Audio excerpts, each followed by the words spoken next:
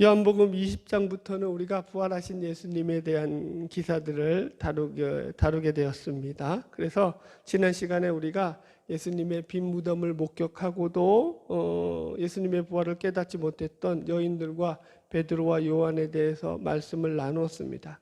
잠깐 복습하자면 여기 8절에 보면은 그때서야 무덤에 먼저 갔던 그 다른 제자도 들어가 보고 믿더라라고 해가지고 예수님의 시체가 없어진 것을 믿었다. 그렇죠? 그런데 9절에 보니까 그들은 성경에 그가 죽은 자 가운데서 다시 살아나야 하리라 하신 말씀을 아직 알지 못하더라라고 해가지고 믿기는 믿었는데 예수의 부활을 믿은 게 아니라는 거죠. 그죠? 그래서 예수의 부활은 아직까지 제자들이 이 예수님의 빈 무덤을 목격했던 이 시점까지는 예수님의 부활을 알지도 못했고 깨닫지도 못하고 있었더라라는 게 지난주에 우리가 다뤘던 내용들이었죠. 그리고 왜 그들이 그럼 예수의 부활을 알지 못했느냐, 눈치채지 못했느냐라는 답으로서 엠마오로 가던 두 제자를 만났던 예수님의 말씀 가운데서 우리가 그 답을 찾았죠. 미련한 자들아, 어리석은 자들아, 선지자의 하는 모든 말을 더디 믿는 자들아가 답이었어요. 그죠? 그러니까 그들이 기대하는 예수는 이스라엘을 속량할 자였죠. 그러니까 하나님은 온 인류를 구원하기 위해서 온 인류의 구원자로 예수 그리스도를 보내주셨는데 그들이 바라는 것은 한낱 자기 나라의 정치적인 메시아, 지도자인 예수를 바랬죠. 그러니 우리식으로 말하면 요만한 종잣단지에다가 거기다 우주를 담으려니 우주가 들어가겠냐고요. 안 들어가더라 이 얘기인 거죠, 여러분들. 그래서 우리 신앙도 마찬가지예요. 우리가 예수님의 부활과 이제 예수님의 죽음과 부활을 계속 다루면서 예수님의 부활을 확인하면서 우리가 계속 살펴야 될 게 뭐냐면 우리가 과연 성경이 말하는 예수님이 어떤 분이시고, 그죠? 그분을 우리가 어떤 시각으로 바라봐야 하는 것을 계속적으로 우리가 성경을 바라보는 시각을 어떻게 보면 교정해야 될 필요가 있다라는 거예요. 그죠? 제자들이나 이 여인들이 부활하신 예수님을 한눈에 알아봤으면 이런 문제가 없죠. 오늘은 그래서 11절부터는 베드로와 요한이 집으로 돌아가고 난 뒤에 무덤가에 홀로 남았던 막달라 마리아가 예수님을 처음으로 목격한, 부활한 예수님을 처음으로 만난 사건을 서술하고 있습니다.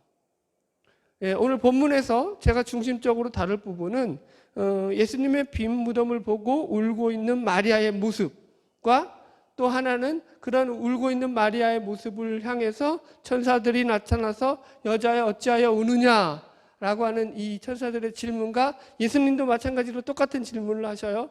너가 어찌해서 우느냐라는 이 질문에 대해서 이 두 가지의 울음과 질문을 중심으로 해서 오늘 말씀을 풀어나갈 예정입니다.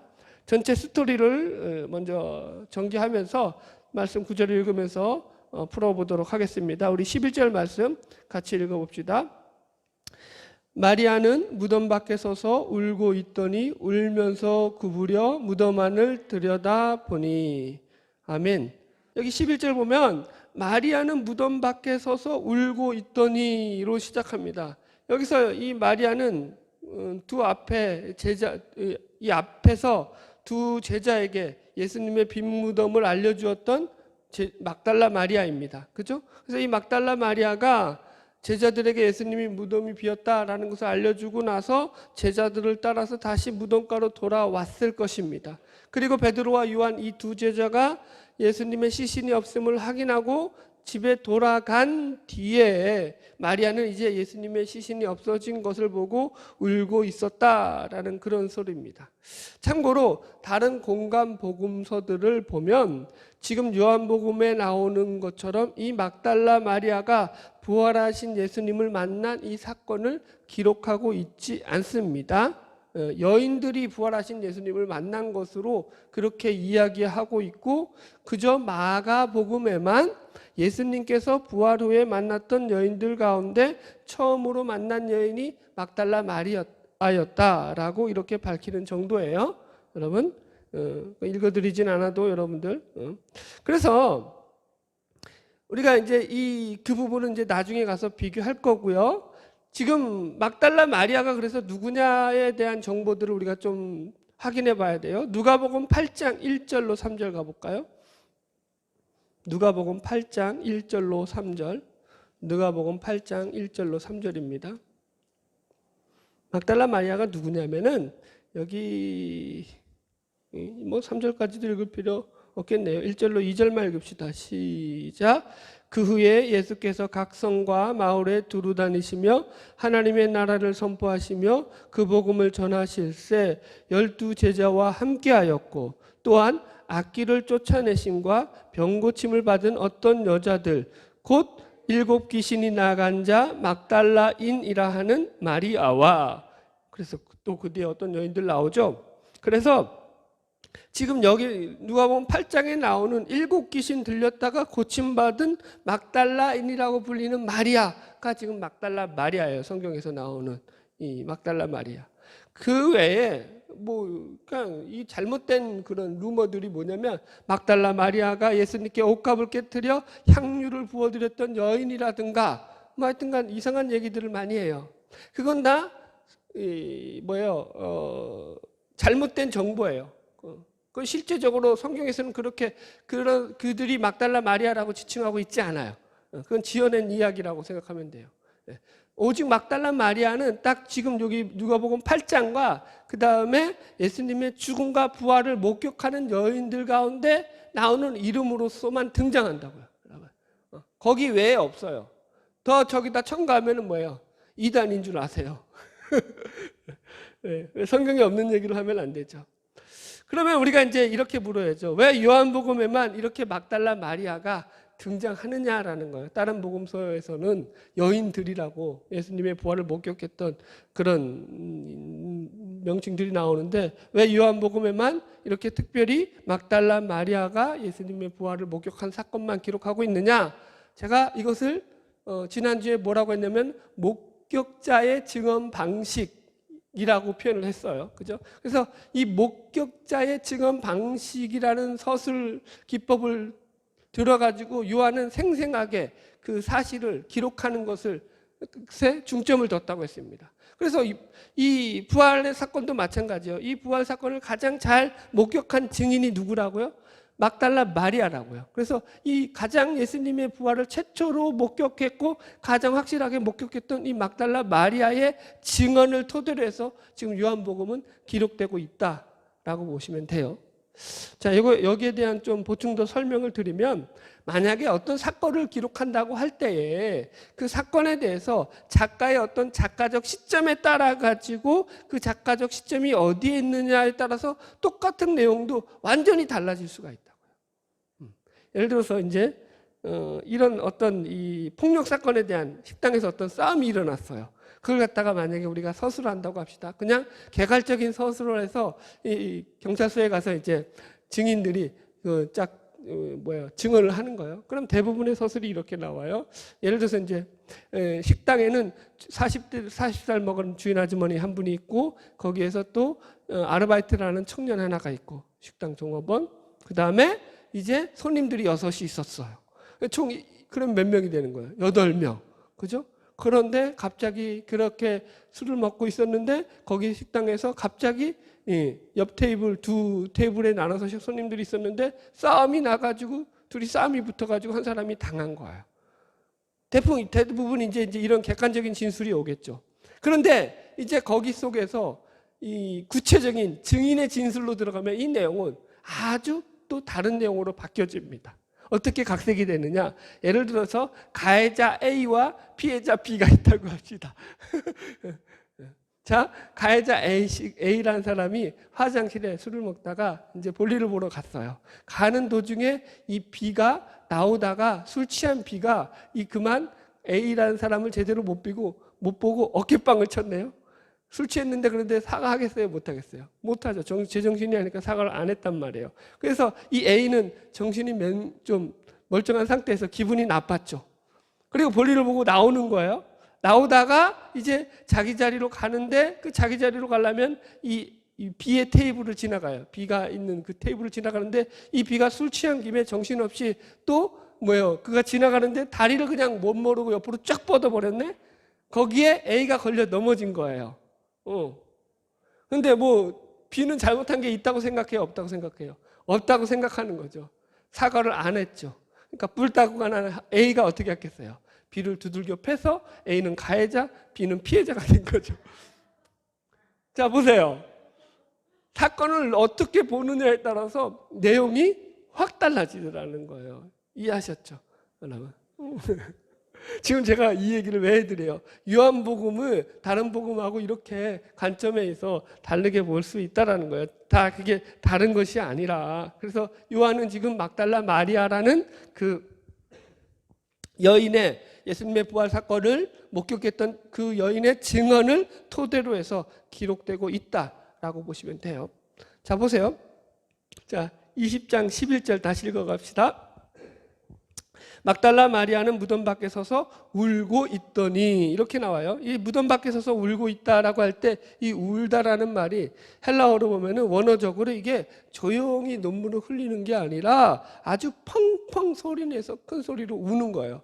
제가 예전에 한 번 했는데, 그래서 이 소리내서 우는 게 뭐냐면, 이제 자기 오라버니 나사로가 죽고 나서 예수님이 뒤늦게 찾아오잖아요. 그러자 예수님을 본 마리아가 예수님 앞에서 펑펑 울어요.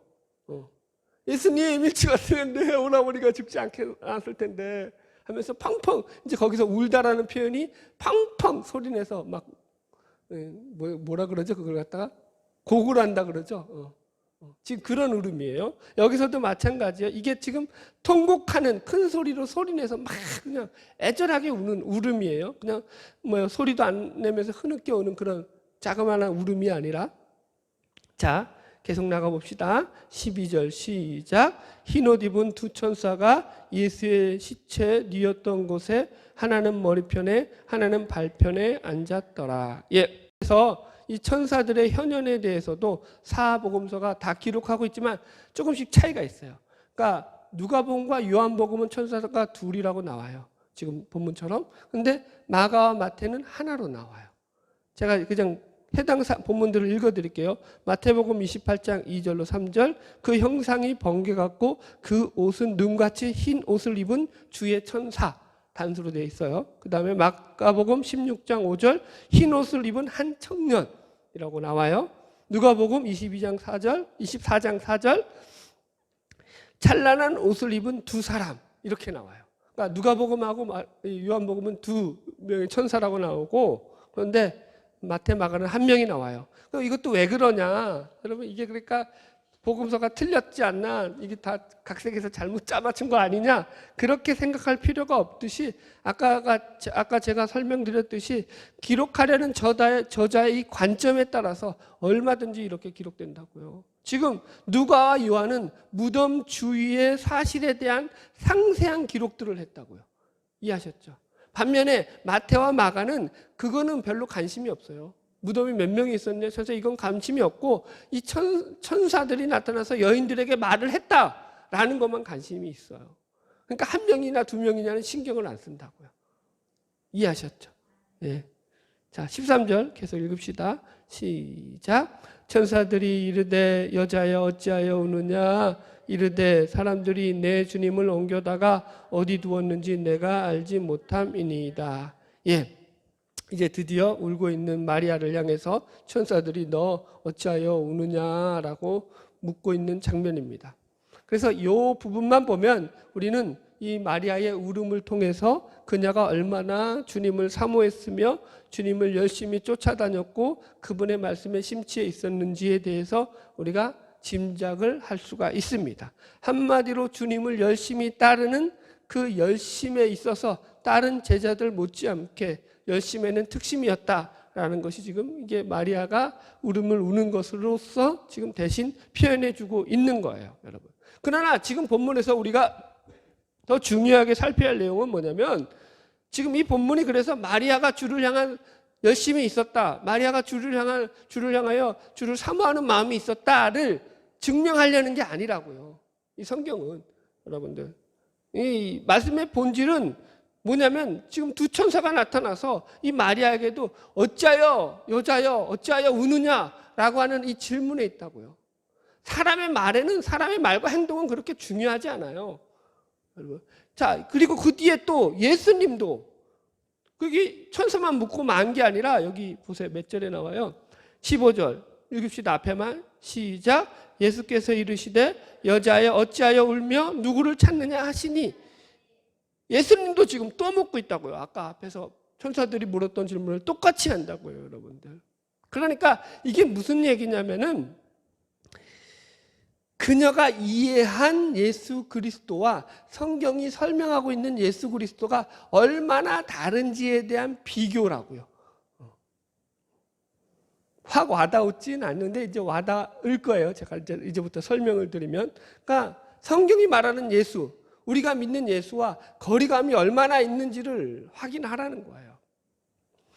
자, 다시 본문을 보세요. 지금 13절에 천사들이 이르러서 여자여 어찌하여 우느냐 하니까 마리아가 어쩌고 저쩌고 대답을 하죠. 그러자 15절에는 이번에는 그 말을 들은 예수님께서 또 나타나셔서 여자여 또 어찌하여 우느냐 예수님까지도 묻습니다. 예? 그죠? 그러니까 마리아가 또 그 뒤에는 그가 예수님인지도 못 알아보고 동산지기인 줄 알고 이르되 주여 하면서 여기서 뭐라고 또 해요. 여러분. 지금 초점은 지금 이 예수님과 천사의 질문에 지금 제가 관점을 가지고 말씀을 풀어나가는 거예요. 그러니까 왜 지금 여기서 예수님과 천사들이 왜 두 번씩이나 똑같은 질문을 반복하고 있느냐라는 거예요. 자, 보세요. 천사들이 예수님이 마리아가 우는 이유를 몰라서 지금 질문하시는 거예요? 아니겠죠. 그거예요, 여러분. 왜 우느냐 질문에는 예수님이 그걸 몰라서 묻는 질문이 아니라는 거예요. 그리고 그걸 두 번이나 반복하고 있다라는 거예요. 이렇게 설명을 드리겠습니다. 자, 우리가 집에서 애들을 키우잖아요. 그래서 애들에게 무엇을 말하면서 두 번 얘기해요. 부모가 두 번 얘기할 때가 있죠. 그러면은 그게 무슨 말이에요? 여러분, 한번 더 쉽게 설명을 해볼게요. 야, 밥 먹어. 엄마가 얘기했어요. 야, 손 씻고 와서 밥 먹어 하는데 애가 노는데 정신이 팔려서 말을 안 들어요. 그런데 계속 밥 먹으라는데 말을 안 들어요. 그러니까 이제 엄마가 화가 난 거죠. 그래서 딱 가가지고 너 왜 엄마 말 안 듣니? 라고 해요. 너 엄마가 뭐라고 했니? 라고 말한다고요, 여러분. 너 엄마 말 지금 들었어? 안 들었어? 라고 묻죠. 그죠? 뭐라고 묻는다고요? 너 지금 엄마가 뭐라고 했니? 라고 묻는다고요. 너 엄마 말 알아들었어? 라고 묻는다고요. 그죠? 여러분 그 질문을 계속 두 번 물었어요. 그러면 얘가 알아들었다는 거예요? 못 알아들었다는 거예요? 못 알아들었으니까 그 얘기를 하는 거죠. 그럼 혼나야죠. 지금 그거예요. 다시 설명할게요. 너 엄마 말 지금 엄마가 뭐라고 말하는지 알아들었어? 라고 하는 것은 지금 알아들었기 때문에 이 말을 던지는 거예요. 못 알아들었기 때문에 제발 말 좀 알아들어라 라는 것으로서 이 말을 던진 거예요. 2번 알아들으라고 던진 거라고요. 지금도 똑같다고. 예수님께서 너 여자야 왜 자꾸 우냐? 이 말은 무슨 얘기냐면은 우는 거에 초점을 맞추는 게 아니라 너 왜 자꾸 그러고 있느냐? 에 지금 초점이 맞춰져서 반어법적이라고요. 너 왜 내 말 안 듣니를 갖다가 너 내 말 알아들었니? 라고 묻는 거라고요. 반어법적이라고요. 말을 못 알아들었으니까. 너 지금 왜 자꾸 울고 있니? 울지 말아야 될 상황인데 왜 울고 있어? 라는 반어법으로서 지금 묻고 있는 거라고요. 여러분. 그러니까 천사들이나 예수님도 지금 이 막달라 마리아의 눈물이 이 상황에서는 합당치 않다라고 지금 말씀하고 있는 거예요. 너 왜 자꾸 쓸데없이 울고 있느냐? 이런 말이 되는다고요. 성경에서 이런 질문들이 여러 군데 나와요. 대표적으로 하나 생각해 보면은 이제 아담과 하와가 죄를 짓고 나가지고 선악과를 따먹고 나서 숨잖아요. 그러니까 하나님이 찾지요. 그죠? 그들이 죄를 짓고 나서 하나님이 두려워서 하나님의 낯을 피하여 숨은지라. 그러니까 하나님께서 그들을 찾으시면서 아담아 내가 어디 있느냐 이렇게 물으신다고요. 그죠? 내가 어디 있느냐. 자, 이게 하나님이 아담이 어디 있는지를 몰라서 묻는 질문이에요? 아니죠. 그럼 내가 어디 있느냐라고는 왜 묻고 있는 거예요? 너 왜 그렇게 숨어 있느냐? 라는 질문이고 더 나아가면은 너 너 왜 그러니까 뭐라고 표현해야 돼? 이거 너 왜 그런 숨을 만한 짓을 했느냐? 왜 내 낯을 피할 만한 그런 짓을 해가지고 숨어 있느냐라는 질책과 질타와 책망의 말씀이 그 안에 담겨 있는 거라고요. 그래서 그 뒤에 계속 나오는 것이 너 왜 그 선악과 따먹었냐? 내가 먹지 말라는 거 왜 따먹었냐라고 묻는다고요. 그게 묻는 거예요? 따먹는 걸 혼내시는 거예요.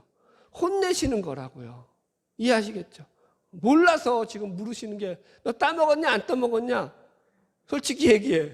이거 아니라고요. 따먹은 거 아신다고요. 응? 너 거짓말하면 내가 가만 안 둔다?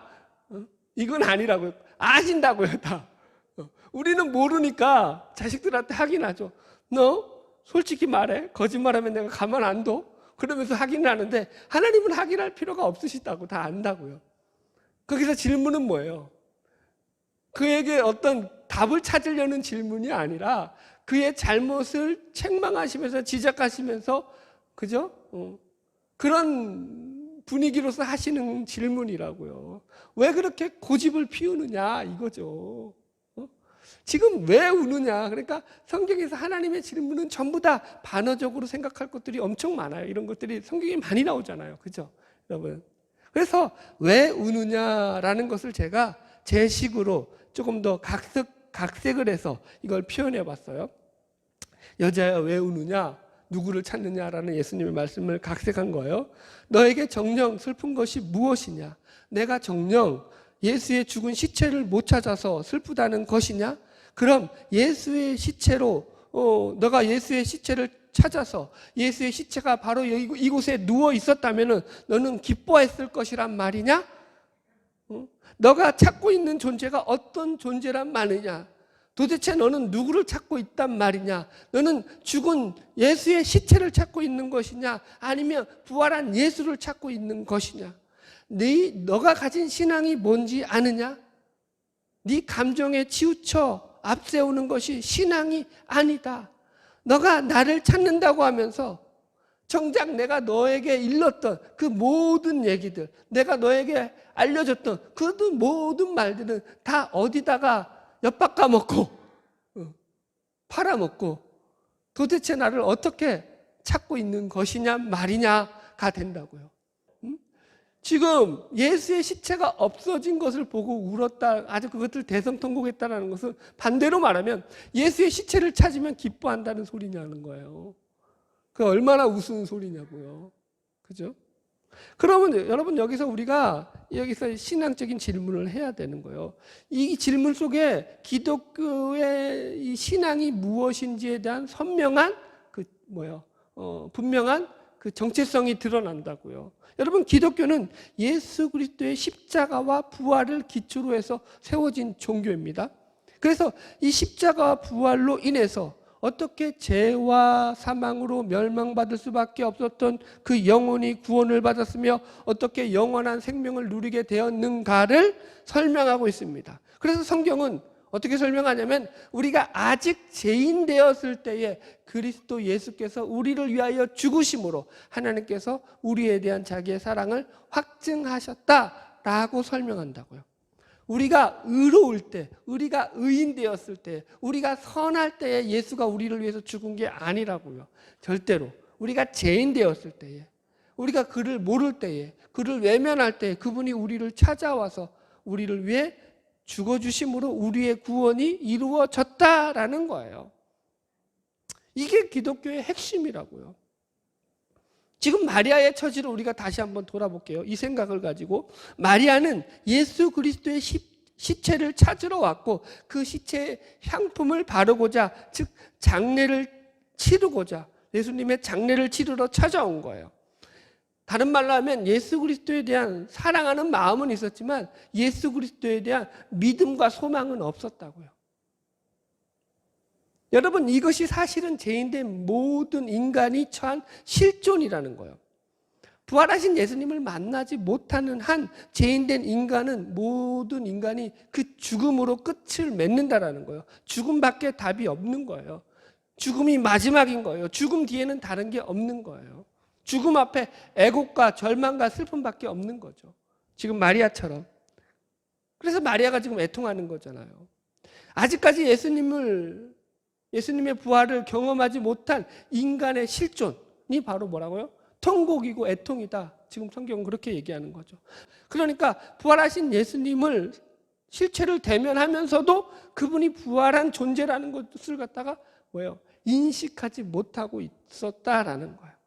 자, 이제 이런 생각을 가지고 마리아가 가지고 있는 그 문제점을 마리아의 말들을 통해서 이제 본격적으로 살펴봅시다. 13절 하반절 다시 13절 읽읍시다. 시작. 천사들이 이르되 여자여 어찌하여 우느냐 이르되 사람들이 내 주님을 옮겨다가 어디 두었는지 내가 알지 못함이니이다. 아멘. 마리아에게 불쌍한 사람은 자기 자신이 아니라 예수님이 불쌍한 존재예요. 마리아에게.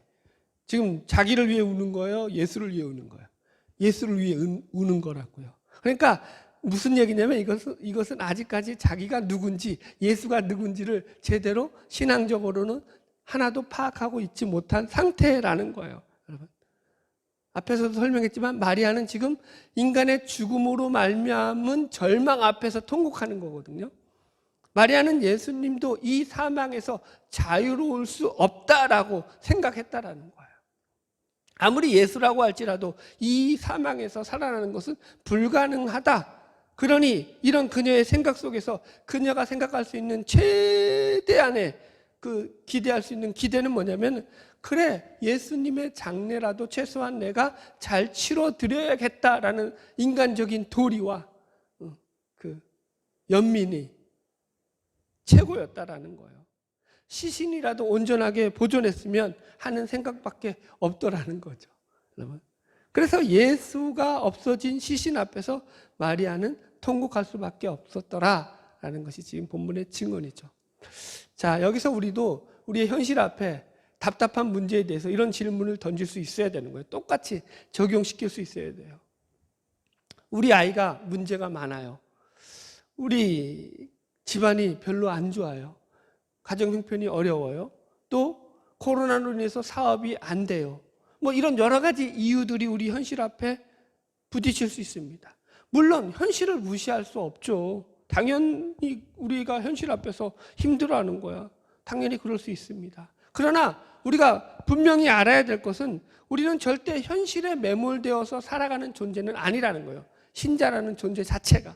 현실에 매몰된 신자의 삶이, 그것은 성경에서 말하고 있는 신자의 삶이 아니기 때문인 거예요.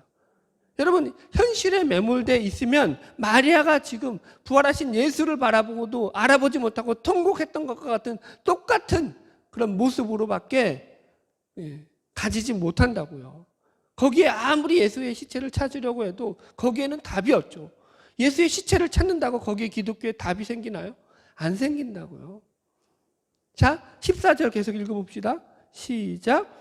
이 말을 하고 뒤로 돌이켜 예수께서 서 계신 것을 보았으나 예수신지를 알지 못하더라. 보세요. 예수를 못 알아보죠. 예. 물론 이제 예수님을 왜 못 알아봤느냐? 예수님의 부활 후에 새로운 변형체로 새로운 몸을 입으셨기 때문에 못 알아봤을 수도 있습니다. 이후에도 성경에 계속적으로 증거하는 내용들이 보면은 예수님이 갈릴리 바닷가에서 제자들에게 나타났을 때에도, 그죠? 제자들이 처음에 못 알아봤고, 엠마오로 가는 두 제자도 예수님을 첫눈에 못 알아봤다라는 것들이 이런 사실들을 뒷받침해주고 있습니다. 그러나 그것보다 더 중요한 것은 요한복음이 강조하고 싶은 부분은 제자들이나 이 막달라 마리아 모두 예수님이 부활했을 것이라고는 전혀 기대하고 있지 않았다라는 것이 이 요한복음에서 지금 증언하고 있는 강조점이라는 거예요. 그죠? 자, 우리 15절 계속 읽읍시다. 시작. 예수께서 이르시되 여자여 어찌하여 울며 누구를 찾느냐 하시니 마리아는 그가 동산직인 줄 알고 이르되 주여 당신이 옮겼거든 어디에 두었는지 내게 이르소서 그리하면 내가 가져가리이다. 자, 보세요. 이 마리아는 지금 한마디로 예수 시체 찾는 일에만 혈안이 돼 있어요. 만나는 사람마다 예수 시체가 어디 있는지 좀 알려주세요. 예수님을 보고도 동산직인 줄 알고 제발 당신이 가져갔나요? 그 시체가 어디 있는지만 알려주시면 제가 가서 그 시체를 가져가겠습니다. 제발 좀 알려주세요. 여러분, 지금 성경이 증언하는 거예요. 그래서 우리가 지금 15절까지의 이 살핀 지점에 와서 우리가 이제 15절까지 이른 지점까지는 아직 마리아는 부활하신 예수님을 만나고도 자신의 슬픔과 자신의 감정에 복박쳐 있는 채로서 자신의 현실에 매몰되어 있어서 예수를 알아보지 못했다라는 것이 성경의 증언이라는 거예요. 여기서 우리가 기독교의 본질이 뭐냐라는 걸 다시 한번 물어야 된다고요. 기독교의 본질은 뭐냐면 예수 그리스도를 만남으로 우리가 새롭게 되고 변화되는 거예요. 그런데 그 예수 그리스도는 어떤 예수 그리스도시냐면 내가 바라고 내가 원하고 내가 믿고 싶은 신의 존재가 아니라고요. 그건 우상이라고요. 성경에서. 그래서 늘 얘기하잖아요. 자기를 위하여 새긴 우상을 만들지 말라. 지금 문제는 뭐냐면 이들은 자기들이 바라는 예수, 자기들이 원하는 메시아, 자기들이 원하는 구세주로 예수를 한정시켜 놓으니까 어느 곳에서도 거기 그 자기들이 바라는 예수에는 신앙적인 답이 있더라 없더라? 없더라 이 얘기를 하는 거예요. 성경은 우주적인 예수, 창조주 하나님 예수, 온 인류의 구원자 예수를 얘기하고 있는데 여러분 우리가 예수를 바로 만나야 되는 거죠. 자, 계시록에 가면은 새 예루살렘 성에 있는 하나님 나라에 대한 묘사가 나와요. 이 말씀만 읽고 말씀을 정리합시다. 요한계시록 21장 가보세요. 요한계시록 마지막 21장. 요한계시록 21장 1절부터 4절까지 쭉 읽읍시다. 요한계시록 21장 1절에서 4절까지. 자, 같이 읽을게요. 시작. 또 내가 새 하늘과 새 땅을 보니 처음 하늘과 처음 땅이 없어졌고 바다도 다시 있지 않더라. 또 내가 보매 거룩한 성 새 예루살렘이 하나님께로부터 하늘에서 내려오니 그 준비한 것이 신부가 남편을 위하여 단장한 것 같더라.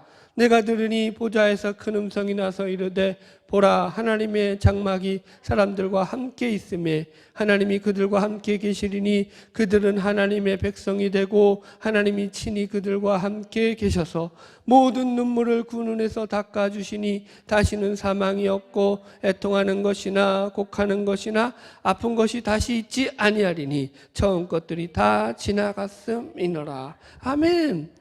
이게 지금 새 하늘나라, 새 하늘과 새 땅, 새 예루살렘 성이 우리한테 임했을 때 이루어질 그런 모습에 대한 그 묘사예요. 참 재미있는 게 뭐냐면 그 표현이 하나님이 우리와 함께 계셔서 그래서 그들에게 제일 먼저 해주시는 게 뭐냐면 3장 3절 4절 3절 하반절에 보면은 하나님이 친히 그들과 함께 계셔서 4절에 보니까 모든 눈물을 그 눈에서 닦아주시니 라고요. 눈물을 닦아주신다고요. 그래서 다시 사망이 없고 애통하는 것이나 곡하는 것이나 아픈 것이 다시 있지 아니함이라 이렇게 나온다고요. 여러분. 그러니까 이게 여러분 하나님이 우리와 함께 계셔서 하시는 제일 먼저 해주시는 일이 뭐냐면 우리의 눈물을 닦아주신다고요. 이 눈물을 닦아주신다는 게 없다면 우리는 여러분 더 이상 우리에게 소망이 없는 거죠. 여기서 눈물이 닦아준다라는 것은 무슨 말이냐면은 이게 울 일이 없다라는 말로 잘못 이해하면 안 돼요. 우리가 예수를 믿어서 이젠 고생 끝 행복 시작 이렇게 가면 안 돼요. 오히려 성경은 반대로 우리는 여전히 울음을 울 거고 눈물을 흘릴 것인데 하나님께서는 우리와 함께 계셔서 이제는 우리가 흘리는 눈물 흘리는 울음을 닦아주신다라는 것을 또 이해해야지 정확한 이해입니다. 예수 믿었더니 내 인생에서 울 일이 사라졌다. 모든 것이 형통하더라. 이단입니다. 예수를 믿었더니 환난이 없고 고민도 없고 시련도 없어지더라. 대표적인 이단입니다. 예수를 믿었더니 자식들의 성적이 올백이 나오고 예수를 믿었더니 안 돌아가던 사업이 저절로 돌아가고 우산을 안 써도 비를 안 맞더라. 말할 것도 없이 이단입니다. 보세요. 여기서 사망이나 애통하는 것이나 곡하는 것이나 아픈 것이 다 지나갔대요. 그래서 이런 것들이 상징하는 게 뭐냐면 그 뒤에 뭘로 이어지냐면 4절 하반절에 처음 것들이 다 지나갔음 이러라 라고 나온다고요. 이런 것들이 의미하는 상징하는 게 뭐라고요? 처음 것들이라고요. 처음 것들은 뭐냐면 이 요한복음 21장 1절 가보세요. 계시록 21장 1절. 계시록 21장 1절 가보면 또 내가 새 하늘과 새 땅을 보니 처음 하늘과 처음 땅이 없어졌고 바다도 다시 있지 아니하더라 라고 해서 여기서 처음 것들이라고 표현하는 것은 뭐냐면 그 뒤에 올 새 하늘과 새 땅이 임하기 전에 우리가 살아가고 있는 이 세상을 말한다고요. 이 세상의 가치들, 이 세상의 원리들, 이 세상의 힘과 권세를 두고 살아가는 것들에 대해서 하나님 나라에서는 그것이 더 이상 힘을 쓰지 못한다는 차원에서 뭐예요? 이 처음 것들이 다 지나갔다라는 얘기예요. 하나님 없이 자신들 마음대로 죄를 짓고 살아가던 세상의 제약됨으로 말미암아서 생겨나게 된 모든 불행과 억압과 슬픔과 고통과 괴로움이 이제는 그 나라에서는 더 이상 존재하지 않는다고요. 왜요? 하나님이 그것을 용납하지 않으시기 때문에. 이해하시겠어요, 여러분들? 그 차원이라고요. 이것을 좀 더 확대해서 해석해 드리자면은 우리의 실패라든가 우리의 연약함이라든가 우리의 게으름 때문에 우리가 더 이상 그것으로 인해서 인생을 좌절하지 않게 된다고요.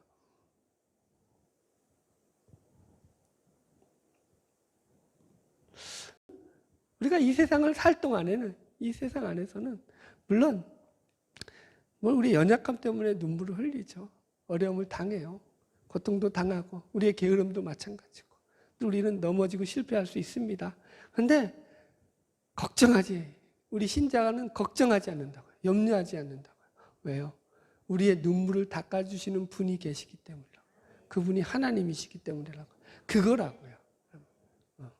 그리고 그 나라에 들어가면은 이제는 여러분 그것도 없다고요.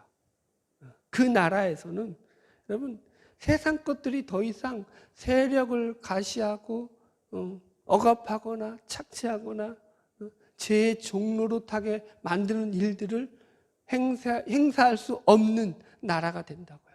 그런 차원에서 지금 이야기하는 거예요. 하나님은 절대 우리의 좌절된 모습 그대로 내버려 두시지 않아요. 우리의 실패한 모습, 무지한 모습 그대로 살도록 내버려 두시지 않는다고요. 여러분 부모가 그렇잖아요. 자녀에게 여러분 선생과 부모의 차이가 뭐죠? 선생은 예를 들어서 학원 선생이라든가 가야 하는 선생은 실력만 있으면 돼요. 그래서 애가 가르치다가 애가 못 따라오면 그 애 못 따라온 놈 책임이지. 그죠? 선생의 능력이 없는 건 아니라고요. 그래서 못 가르치면 그 못 따라오면 못 따라온 놈 책임으로 끝나는 거지. 저는 학교 선생 중에서 어떤 선생도 선생을 욕하자는 건 아니고 애가 못 따라온다고 해가지고 못 따라오는 애를 붙잡고 밤샘을 하면서 가르치는 선생을 본 적이 없어요. 제가 자식 넷을 키웠지만 그런 선생은 없다고요. 부모는 안 그렇다고요. 애가 끓는다고요. 그래서 어떻게 하죠? 끝까지 물고 늘어지죠.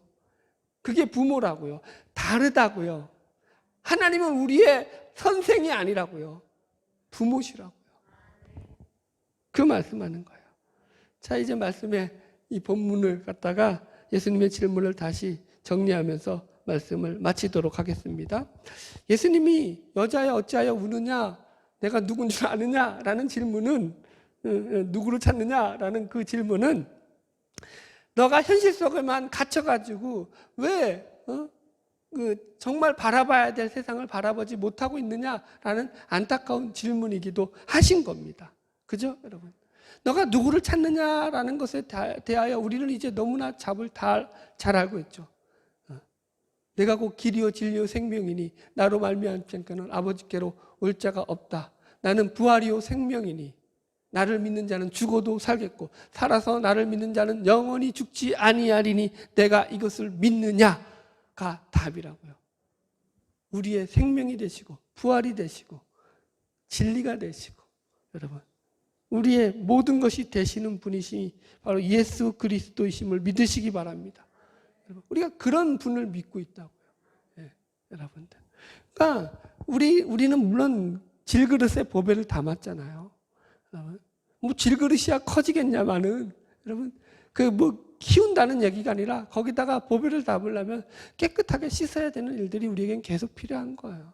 그 일에 대해서 게으르지 말라라는 거예요, 여러분. 할렐루야. 지금 마리아의 눈물은 아직도 예수가 누구인지 제대로 모르기 때문에 흘리는 눈물이요, 신앙의 가난함으로 인해서 흘리는 눈물입니다. 그러나 낙심하지 않을 것은 그 눈물을 우리 주 예수 그리스도께서 닦아주실 것이기 때문입니다. 마찬가지로 우리가 흘리는 눈물, 우리 주님께서 닦아주시는 것입니다. 바라기는 예수 그리스도 안에서 날마다 주님이 주시는 참 평안과 기쁨을 가지고 소망을 누리며 나아가는 저와 여러분 되기를 주의 이름으로 축원합니다. 기도하겠습니다.